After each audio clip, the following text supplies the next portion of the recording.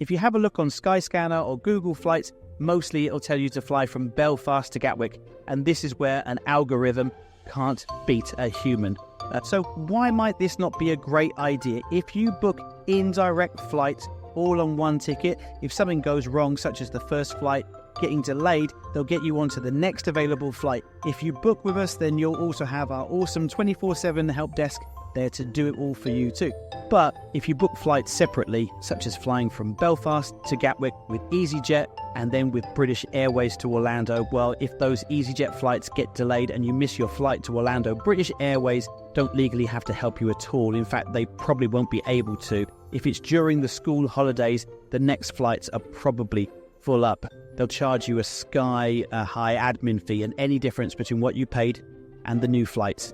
And if you've ever looked at buying a flight on the same day, you'll know just how expensive those can be. Plus, when you land at Gatwick, you need to go and pick up all your luggage and check in again with BA. And the same on the way back too. But what about if we book the early flight out of Belfast? We get to Gatwick really early. That'll be okay for the afternoon flight?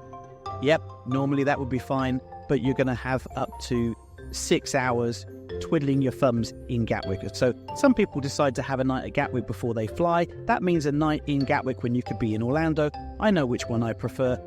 If you're finding this useful, give it a thumbs up. It really does help us to get those videos out to as many people just like you as possible. Now be careful, as some sneaky flights will fly you to London Heathrow and then expect you to travel 40 miles down to Gatwick for your flight out to Florida. This catches out more people than you think. Almost every week we hear from people who inquired with us but decided to go it alone. They make this mistake not realizing they need to get from one airport to another, book their non-refundable flights, and then the penny drops. That's one of those mistakes you won't make if you book with a Disney Travel Pro. So honestly, this is a terrible idea. Yes, you could break up the trip and stay overnight in Gatwick, but that just adds unnecessary cost and time to your trip. Wouldn't you rather have another night in Orlando instead of the Gatwick Travelodge? So far, flying via London seems like not the dream start to your dream holiday.